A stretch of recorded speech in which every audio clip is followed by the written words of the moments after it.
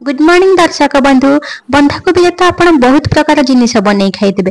एमती थरे कम तेल रे बनुवा गोटे स्वादिष्ट रेसिपी बनइबा। चलतु केमिति मु बनाऊची आरंभ करिबा। अरुआ चाउल को मु आधा घंटा आगरु बतुरेकी रखिछि। एबे से पूरा भल भाबरे बतुरी जाइछि। एबे आमे ताकु मिक्सचर जार रे देबा। आपण चाहिले एठी उषुना चाउल भी नै पारिबे। एबे आमे ता देहरे किछि सुखिला लंका अदा रसुण अल्प पानी दी ताको भल भाबरे गोटे पेस्ट बनै नबा। चाउल को आपण 30 मिनिट आगरु बतुरेकी रखिथिबे ताहेले पेस्टटी भल बनिमो। एही रेसिपीटी मो सासुमा मते सिखैथिले। एबे चलंतु भल पेस्ट हो जाइछि। देखंतु केते चिकन भाबरे बाटी हो जाइछि। एबे आमे ताको गोटे जगह को काढी नेले। तापरे चलंतु बंधा कोबी को काटिबा। मु गोटे फाळरू फाळे कोबी नेइछि।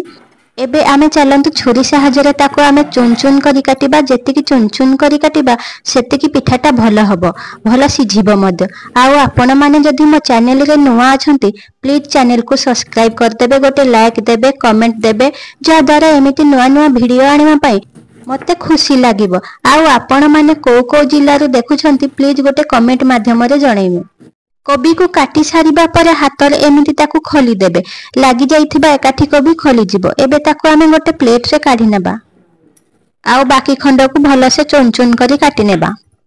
आजकल तो कौनसी पनीपरिबा बिना औषध रे हेउ नाही। तेणु कोबी को आमे जेबे भी जे कौनसी रेसिपी बनेमा प्रथमे ताकू गरम पानी रे 5 मिनिट पई फुटिबा पई छाडिबा। आगरु मु गरम पानी करि नैछि। एबे काटी रखिथिबा कोबी को ता देहरे देबा 5 मिनिट छाडिबा फुटिबा पई। ताकू टिके चले ता देहरे एबे घोडणी ढांकी दबा। एबे 5 मिनिट फुटी जाइछि। एबे ताकू आमे काढी नबा। देखंतु कोबी रो कलर केमिति चेंज हो जाइछि। पानी रे टिके समय फुटिले तार स्मेल ला मध्ये चली जाई थाए। एबे गैस ऑफ कर देबा। ताकू ठंडा हेबा पई छाडी दबा।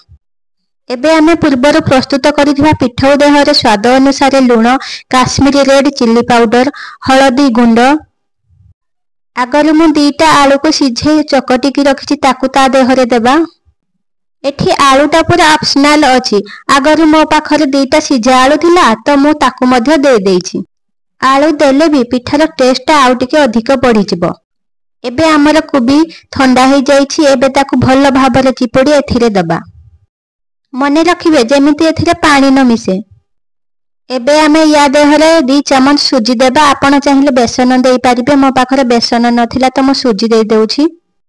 एबे आमे ए सब को भल भाबरे हाथ साहाय्य रे मिसेई नेबा। जेमिति सुजी चावल बटा सब गुंड मसाला भल भाबरे मिसी जिवो। कोबीटा भल भाबरे सिझिछि। हाथ को पूरा सॉफ्ट लागछि। देखंतु बेटरटा पूरा भल भाबरे गळे हेई गला। याकू रेस्ट दबा किछि दरकार नाही। एबे मु गैस ऊपर गोटे तावा गरम करि नेइछि। एबे चलंतु अल्प अल्प छोट छोट पिठा तावा ऊपर आमे करिबा। आपण माने चाहिले पिठाटा को बड़ मध्य करि पारिबे, कारण बड़ कले जल्दी सिझि न थाए। छोट छोट कले जल्दी सिझि थाए आ देखिबा को मध्य सुंदर लागे। आमे जेबे जहा भी तैयारी करिबा जदि आखि की सुंदर लागु थाए ताहेले पेट अधा पुरी जाए। मो ठीक कहली ना सांग माने।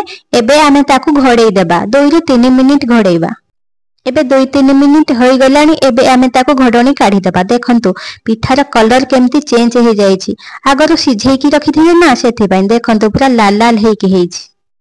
एबे आमे ताकू आउ 2-3 मिनिट सिझिबा पई छाडी देबा। एबे देखंतु दर्शक बंधु पिठाटी केमिति दुई पटु लाल लाल होई होइछि। आखि को सुंदर मध्य देखा जाछि, टेस्टी मध्य होइछि। एबे चलंतु आमे ताकू गोटे प्लेट रे काढी नबा। आपण माने थरे ए रेसिपी टी को ट्राई करंतु। जदि भल लागे कमेंट करिवे, भल न लागिले भी कमेंट माध्यम रे मते जणैमे। एबे आमे बाकी पिठा को मध्य तावा रे अल्प अल्प तेल देई ताकू भाजी नबा। बंधाकोबी पकोड़ा, बंधाकोबी कटलेट, बंधाकोबी रे एमिति अनेक प्रकार जिनिस हेउछि। किंतु अल्प तेल रे बनुथबा एई रेसिपी टी थरे ट्राई करंतु। देखिबे आपण मानकु निश्चय भल लागिवो। मु सबु बेले ट्राई करे केमिति अल्प तेल रे बनुथबा रेसिपी टी करिबा पई, कारण आजि काली समस्तंगर तो गैस्ट्रिक होई गलानी। अल्प तेल खाइले देह पई हमर भलो। मु सत्य कहूछि ना दर्शक बंधु, जदि आमे सबु बेले सबु जिनिस रे खाली तेल खाइबा ताहेले आम देह तो निश्चय खराब होई जिवो। आमे सबु बेले चेष्टा करिबा केमिति भलो हेल्दी फूड खाइबा बोली। कथारे अछि परा, स्वास्थ्य ही संपद। स्वास्थ्य नथिले जीवन रे किछि नाही।